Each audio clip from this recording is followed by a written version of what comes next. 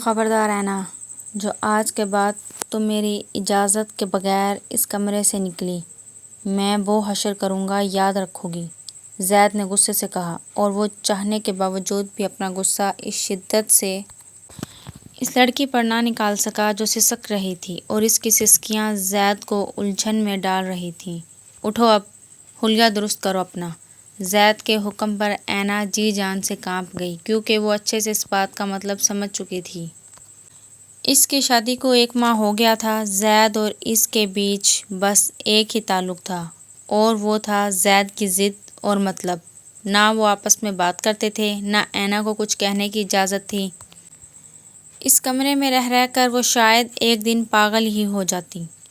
پچھلے کچھ دن سے اس کی طبیعت بیزار تھی۔ آج ہفتے کا دن تھا اور زید نے حویلی میں رہنا تھا۔ اینا نے کھڑکی سے پردہ ہٹایا۔ دل کی کیفیت ایسی تھی کہ چیخیں مار مار کر روئے۔ جبھی وہاں شرافت کی بیوی کھانا لے کر آئی۔ پلیز باجی، میری طبیعت ٹھیک نہیں ہے، اسے لے جائیں۔ اینا کی نم آواز پر ملازمہ نے چونک کر اسے دیکھا۔ وہ بالکل زرد ہو رہی تھی، نم آنکھوں سے سامنے شیشے کے پار جھومتے درخت کو دیکھ رہی تھی۔ کیا آپ عالم سائیں سے میری بات کرا سکتی ہیں؟ اینا نے بڑے مجبور ہو کر کہا تھا، تو وہ عورت اثبات میں سر ہلاتی باہر نکل گئی۔ شرافت کو کہہ کر موبائل لائی اور زید کا نمبر ملا دیا اور باہر نکل گئی۔ وہ دونوں ہی نہیں جانتی تھی کہ ایسا کر کے وہ کتنی بڑی غلطی کر رہی ہیں۔ بیل جا رہی تھی اور دوسری طرف چوتھی بیل پر کال ریسیو کر لی گئی۔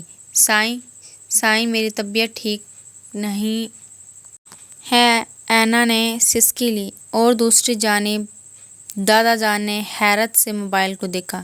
زید، جو ابھی دادا کے پاس بیٹھا تھا، ملازم سے اپنے لیے کافی کا کہنے اٹھا، کیونکہ آس پاس کوئی نظر نہیں آ رہا تھا۔ تبھی وہ موبائل وہاں چھوڑ گیا اور شرافت کی کال دادا جان نے ریسیو کر لی۔ کون بات کر رہا ہے؟ دادا جان نے پوچھا تو بیوقوف اینا نے جھٹ سے اپنا نام بتا دیا۔ عالم سائیں، میں اینا۔ دادا جان کے ماتھے کے بالوں میں اضافہ ہوا۔ کون اینا؟ پھر سے سوال ہوا۔ سائیں، آپ کی بیوی، اور اس خبر نے دادا کو حیرت میں مبتلا کر دیا۔ زید کمرے میں داخل ہوا تو دادا کی بے یقین سی نگاہوں نے اسے الجھا دیا۔ تم انتظار کرو بیٹی، ہم تم سے ملنے آ رہے ہیں، دادا جان نے کہہ کر فون بند کر دیا، اور زید ان کی بات پر ہونک رہ گیا کہ فون پر کون تھا۔ اس کے تو وہم و گمان میں بھی نہ تھا کہ دوسری طرف اینا ہوگی، جو آج کل نہ چاہتے ہوئے بھی اس کے دماغ پر سوار ہو گئی تھی۔ کون تھا دادا جان؟ زید نے پوچھا۔ اینا، زید عالم۔ دادا جان کے الفاظ نہیں تھے، کوئی بم تھا جو اس کی ریپوٹیشن کی دھجیاں بکھیر گیا تھا۔ ہم سے چھپانے کا مقصد؟ زید، پسند کرتے تھے تو بتا دیتے، ہم تو تمہاری پسند پر بھی راضی تھے، بس شادی کرانا چاہتے تھے۔ پھر اس طرح چھپ کر شادی کرنے کا مقصد؟ دادا نے ناراضی سے پوچھا۔ ایسا کچھ نہیں ہے دادا جان، زید نے ان کے ہاتھ تھام لیے، میں تو بس آپ کو پوتا دینا چاہتا تھا، آپ کی ضد کی وجہ سے۔ دادا نے گھور کر اسے دیکھا۔ شرم نہیں آتی تمہیں؟ ایسے گھٹیا طریقوں پر اتر آئے ہو تم؟ دادا جان نے غصے سے کہا۔ ایسا کچھ نہیں ہے دادا جان۔ زید کو سمجھ نہ آیا کیا کہے، بس اس وقت دل کیا تھا اس گھٹیا لڑکی کا گلا دبا دے۔ جو بھی ہو، ہمیں بتاؤ کہاں رکھا ہوا ہے ہماری بہو کو، ہم خود اسے لینے جائیں گے۔ دادا جان کے الفاظ نہیں تھے، کوئی ایٹم بم تھا جو اس پر پھٹے جا رہا تھا۔ ایسا کچھ نہیں ہوگا دادا جان، آپ کو پوتا چاہیے، وہ مل جائے گا، بات ختم، بس یہی معاہدہ ہے ہمارے بیچ۔ زید نے تھک کر سچ بتا دیا تو دادا جان نے جن نظروں سے اسے دیکھا، اسے لگا ابھی کوئی چیز اس کے سر میں دے ماریں گے۔ اب تم کچھ نہیں بولو گے؟ کر لیا جو کرنا تھا تم نے، دادا جان نے کہا، اور اپنی لاٹھی کے سہارے آگے بڑھے۔ دل میں تو ان کے خوشی کے لڈو پھوٹ رہے تھے کہ بے وقوفی میں ہی سہی، ان کے پوتے نے ان کے من کی مراد تو پوری کر دی تھی، اب تو وہ ہر صورت اپنی بہو کو یہاں لانے والے تھے۔ دادا جان نے فارم ہاؤس پر قدم رکھا تو ان کے ساتھ ملازموں کی ایک فوج تھی۔ وہ پیچھے پیچھے تنے ہوئے چہرے کے ساتھ زید عالم بھی تھا۔ دادا جان کا بس نہیں چل رہا تھا اڑ کر اپنی بہو کے پاس پہنچ جائیں۔ وہ ڈرائنگ روم میں بیٹھ گئے اور زید کو وہاں سے ہلنے بھی نہ دیا کہ کہیں کوئی نئی اسکیم نہ چلا دے۔ ملازمہ کے ہاتھ اپنی بہو کو بلایا تھا۔ اینا جو کب سے پریشان بیٹھی تھی کہ نہ جانے اس کی بات کس سے ہوئی تھی۔ ملازمہ کی بات پر اس کے ہاتھ پاؤں پھول گئے تھے۔ پہلے طبیعت بے حال ہو رہی تھی، اب تو ایسا لگ رہا تھا ابھی بے ہوش ہو جائے گی۔ وہ مرے قدموں سے ڈرائنگ روم کی طرف بڑھی، رنگت بالکل زرد ہو رہی تھی۔ وہ خوف زدہ سی سر جھکائے کمرے میں آئی جب دادا جان کی نظر اس پر پڑی۔ ماشاء اللہ، میری بچی تو بہت پیاری ہے۔ دادا جان نے اٹھ کر اس کے سر پر ہاتھ رکھا اور اینا نے خوفزدہ سی نظر ان پر ڈالی اور دوسری نظر زید کو دیکھا۔ وہ خونخوار نگاہوں سے اسے دیکھ رہا تھا اور بس اینا کی ہمت جواب دے گئی۔ وہ بے ہوش ہو کر دادا جان کے قدموں میں پڑی تھی۔ ہائے میری بچی کو کیا ہو گیا؟ زید دیکھ کیا ہوا بچی کو؟ دادا جان تو یکدم پریشان ہو گئے تھے اور زید خود اینا کے بے ہوش ہونے پر حیران تھا۔ اسے سمجھ ہی نہ آیا کیا ری ایکشن دے۔ جب ہی یکدم کچھ نہ کر سکا اور دادا کے ہوش دلانے پر اینا کے پاس آیا، اسے اٹھایا اور کمرے کی طرف بڑھا۔ دادا جان تو بے چین ہو گئے تھے۔ آنن فانن ڈاکٹرنی آئی اور دادا جی کی من پسند خبر دے گئی۔ اینا ماں بننے والی تھی۔ زید عالم تو ایک صوفے پر خاموش بیٹھا تھا۔ اسے سمجھ نہیں آ رہا تھا فیلنگ کیسی ہیں، بس خاموشی سی تھی اور دادا جان تو ہواؤں میں اڑ رہے تھے۔ خوشی سے کئی بار زید کو چوم چکے تھے۔ بس اب دلہن کو ہوش آتے ہی حویلی لے چلو، ہم خود خیال رکھیں گے اپنی بہو کا، دادا جان نے جلدی سے فیصلہ کیا۔ دادا جان ایسا نہیں ہو سکتا، میں نے آپ کو سچ بتا دیا، بہتر ہے یہ عورت کسی کے سامنے نہ آئے۔ آپ کو آپ کا پوتا مل جائے گا۔ زید کی بات سن کر دادا جان نے اسے گھورا۔ مجھے تمہاری کسی بکواس میں دلچسپی نہیں ہے، میری بہو میرے ساتھ جائے گی۔ بولتے رہو جو بولنا ہے، دادا جان نے کہا اور صوفے پر خفگی سے بیٹھ گئے۔ اور پھر اگلے 1 گھنٹے دونوں سے دادا پوتے میں یہی بحث ہوتی رہی، لیکن دادا جان اینا کو لیے بغیر یہاں سے جانے کو تیار نہ تھے۔ اینا کو ہوش آیا تو سامنے ہی سخت تیور لیے زید کھڑا تھا۔ ہو گیا ڈرامہ پورا؟ تمہاری جرأت کیسے ہوئی مجھے کال کرنے کی؟ بی بی کوئی محبت میں شادی نہیں ہوئی تھی جو مجھے اپنی طبیعت کا بتانے کے لیے فون کیا تھا۔ زید نے غصے سے اس کے بازو کو تھاما۔ اینا نے خوفزدہ ہو کر اسے دیکھا، اس کی بڑی بڑی آنکھیں مزید پھیل گئیں اور زید ان آنکھوں کی حرکت پر دم بخود رہ گیا۔ کیا تھی یہ لڑکی؟ اسے کنٹرول کر رہی تھی۔ پچھلے 1 ماہ میں اس نے زید کے دل و دماغ پر گہرا اثر ڈالا تھا۔ وہ میری طبیعت ابھی وہ کچھ کہتی کہ دادا جان نے دروازے پر دستک دی۔ انہیں یہی فکر کھائی جا رہی تھی کہ زید اینا کو کچھ کہہ کر یہاں نہ روک لے۔ زید نے اٹھ کر دروازہ کھولا اور دادا جان فوراً اندر آئے۔ میری بچی کیسی ہو؟ دادا جان کو دیکھ کر اینا نے فوراً دوپٹہ سر پر جمایا۔ زید اسے دیکھ کر رہ گیا، اسے اینا کی حیا اچھی لگی تھی۔ میں ٹھیک ہوں، اینا نے گھبرا کر کہا۔ میں زید کا دادا ہوں، یعنی تمہارا بھی دادا۔ تم گھبراؤ نہیں، میں تمہیں اپنے ساتھ لے کر جاؤں گا، اپنی بیٹی کا خود خیال رکھوں گا۔ دادا نے شفقت سے اس کے سر پر ہاتھ رکھا اور پھر زید کی بے شمار ضد کے باوجود وہ اینا کو اپنے ساتھ لے گئے تھے۔ اینا تو حد تک سب کچھ دیکھ رہی تھی۔ ڈیڈ بھی اچھے انداز میں اینا سے ملے اور سر پر ہاتھ رکھا اور اینا کو دیکھ کر بہت خوشی ہوئی تھی۔ دادا جان تو تجوریوں کے خزانے کھول چکے تھے، صدقہ و خیرات اور نہ جانے کیا کچھ کر رہے تھے۔ اینا تو بس خاموشی سے بیٹھی تھی۔ میری بچی اب اسے یہ تمہارا گھر ہے، جیسے چاہو ویسے رہو۔ تمہاری وجہ سے میں نے مرد ملازموں کو حویلی میں داخل ہونے سے منع کر دیا ہے، کل کوئی باورچن بھی رکھ لیں گے اور باقی عورت ملازمائیں بھی آ جائیں گی، تم بس آرام کرو۔ اور اب سے حویلی کی مالکن تم ہو۔ دادا جان نے خاندانی کنگن اس کو تھماتے ہوئے کہا۔ اینا نے پریشان ہو کر زید کو دیکھا جس کا موڈ بے حد آف تھا۔ نہیں نہیں دادا جان، اس کی ضرورت نہیں، اینا نے نرمی سے کہا۔ ارے بیٹا کیوں ضروری نہیں؟ یہ تمہاری دادی ساس کے ہیں، تم آگے اسے ہمارے وارث کی دلہن کو دینا۔ ان کی بات پر اینا کا سر مزید شرم سے جھک گیا۔ زندگی نے الگ پلٹا لیا تھا۔ یکدم اینا بہت قیمتی ہو گئی تھی۔ دادا جان اور ڈیڈ تک اس پر جان مارنے کو تیار رہتے تھے اور زید عالم کو حویلی کے کک کے ہاتھ کا کھانا آج کل پسند نہیں آ رہا تھا۔ ہر وقت کی الٹیوں نے الگ جینا حرام کیا ہوا تھا۔ وہ اس وقت کچن میں کھڑی کھانا بنا رہی تھی جب 1 ہفتے بعد آج زید نے حویلی میں قدم رکھا۔ یہاں تو فضا ہی بدلی ہوئی تھی، ہر طرف صرف اینا کے چرچے تھے۔ زید نے سر جھٹکا اور اپنے کمرے کی طرف بڑھا اور اس کمرے کے ہر کونے میں بھی اینا کا عکس واضح تھا۔ اسے غصے کے ساتھ ساتھ جھنجھلاہٹ چڑھ گئی تھی۔ وہ تپا تپا سا کھانے کی ٹیبل پر آیا تو دادا جان اور ڈیڈ، جو آج حیرت انگیز طور پر ہوش میں تھے، ٹیبل پر بیٹھے ویٹ کر رہے تھے۔ دونوں کے چہرے پر خوشی واضح تھی جبکہ اینا کھانا لگا رہی تھی۔ زید نے غصے سے اس منظر کو دیکھا۔ یہ لڑکی کیوں اس کی زندگی میں گھس رہی تھی جب یہ طے تھا کہ اسے یہاں سے جانا ہے؟ دادا جان آپ یہ کھائیں، بہت بہت مزے کا بنا ہے۔ اینا نے مٹن پلاؤ کی ٹرے ان کے سامنے رکھی جس کی خوشبو لاجواب تھی۔ ارے میری بچی، اتنی محنت کیوں کی؟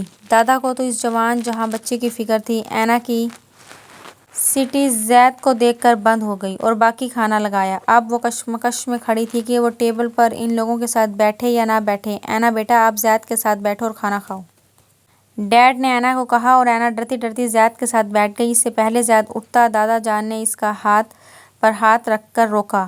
وہ بس انہیں دیکھ کر رہ گیا اور پھر زید نے نوٹس کیا تھا ایک ہفتے میں اینا اپنے قدم یہاں جما چکی ہے۔ دادا جان تو دادا جان، ڈیڈ بھی اینا کے دیوانے ہو گئے تھے۔ ہر طرف ایک ہی پکار تھی، میری بچی، میری بچی۔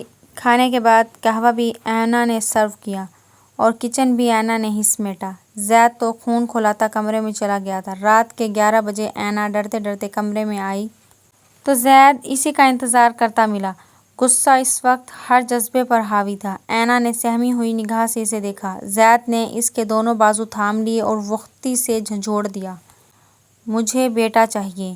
یہ جتنا پروٹوکول تم انجوائے کر رہی ہو، سب ایک جھٹکے کی مار ہے۔ اگر تم نے مجھے بیٹا نہ دیا تو اچھا نہیں ہوگا۔ اور ہاں، اس بات کو مت بھولنا، بچہ ہوتے ہی تمہیں یہاں سے جانا ہے، کیونکہ میری زندگی میں تو تمہاری کوئی جگہ نہیں ہے۔ اور نہ جانے کیوں زید کے الفاظ نے اینا کی پوری ہستی ہلا ڈالی تھی۔ وہ بے بس سی رو دی۔ پتہ نہیں کب وہ اس شخص کو اپنا مان چکی تھی۔ مان تو یہ شخص بھی چکا تھا، لیکن وہ کسی کمزور لمحے میں آ کر اپنی زندگی برباد نہیں کرنا چاہتا تھا۔ اینا کے رونے پر اپنے غصے سے اسے دیکھا اور ایک جھٹکے سے سائڈ میں کر کے چلا گیا۔ اس لمحے اینا نے فیصلہ کیا تھا کہ وہ زید کے دل میں اپنی جگہ بنائے گی، اس کی خادمہ بن کر زندگی گزار دے گی۔ شال، اینا نے زید کو شال تھمائی، تمہیں میرے کاموں میں انٹرفیئر کرنے کی ضرورت نہیں ہے۔ سمجھ نہیں آتی یہ بات، زید نے غصے سے کہا اور شال کو نہیں پکڑا۔ یہ تو روز کا معمول تھا، لیکن اینا بھی ڈھیٹ بن گئی تھی۔ ہر کام اس کا اپنے ہاتھ سے کرتی، کھانا بناتی، ناشتہ بناتی، حویلی کے ہر کام خود کرتی۔ ڈیڈ اور دادا کی تو اینا میں جان بس گئی تھی۔ اینا کا چوتھا ماہ تھا، الٹیوں سے بے حال ہوتی۔ اینا نے ایک نظر اسے دیکھا اور اداسی سے سر جھکا لیا۔ اینا شال تھامے زید کے پیچھے پیچھے آ گئی۔ دن رات وہ بیٹا ہونے کی دعائیں مانگتی رہی تھی، لیکن ڈر لگا ہوا تھا۔ پچھلے 4 ماہ سے وہ زید کی خدمت کر رہی تھی، لیکن اس کے رویے میں رتی برابر تبدیلی نہ آئی تھی۔ آج تو اس کے رویے سے اتنی دل برداشتہ ہوئی کہ آنکھیں نم ہو گئیں۔ دادا جان نے ایک نظر زید کے پیچھے شال تھامے اتری اینا کو دیکھا اور پھر زید کو دیکھا جو اس کے آگے چل رہا تھا۔ ایک ہی بات کہی تھی کہ اسے بیٹا چاہیے اور ڈاکٹرنی نے اسے بیٹی بتائی تھی۔ اینا کی آنکھیں نم ہو گئی۔ وہ زید کی ایک خواہش بھی پوری نہ کر سکی۔ مرے مرے قدموں سے وہ حویلی آئی تو کسی سے ملے بغیر ہی کمرے میں آ گئی۔ رو رو کر اس کا برا حال تھا کہ اب زید اس کے ساتھ کیا کرے گا۔ زید کی بدلتی دلی کیفیت سے وہ ناواقف تھی کہ وہ اپنی جھنجھلاہٹ میں بس ایسا کہتا تھا، ورنہ اینا اور اس کا بچہ چاہے بیٹا ہو یا بیٹی اس کے دل و جان بن چکے تھے۔ اور ویسے بھی اینا کی نرم طبیعت نے زید کو اپنا دیوانہ بنا لیا تھا۔ اینا کا سوچ سوچ کر برا حال تھا کہ اب زید کیا کرے گا اس کے ساتھ۔ اس سے پہلے وہ مجھے گھر سے نکالے یا میرے بچے کو نقصان پہنچائے، مجھے یہاں سے چلے جانا چاہیے۔ بس اسی سوچ کے ساتھ اینا نے حویلی چھوڑنے کا فیصلہ کیا تھا، کیونکہ اس کا بچہ اسے بے حد عزیز تھا۔ اینا گھر پر نہیں ہے زید؟ دادا جان کی کانپتی آواز نے اس کے دل کی دھڑکن بڑھا دی تھی۔ اگر یہ خبر گھر کا ملازم دیتا تو وہ پہلے کی طرح سمجھتا کہ ملازموں نے صحیح سے نہیں دیکھا ہوگا، لیکن اب تو وہ ہر حال میں یقین کرتا۔ اینا دھوکہ دے گئی، وہ نرم مزاج اینا جس نے نکاح کے بعد ہی اسے اپنا اسیر کرنا شروع کر دیا تھا، جس کی ہر ادا زید کا قرار لوٹ لیتی، وہ اینا اسے دھوکہ دے گئی تھی۔ وہ فوراً حویلی پہنچا تھا، خود حویلی کا چپا چپا دیکھا، لیکن اینا کہیں نہیں تھی۔ غصے سے اس کا برا حال تھا۔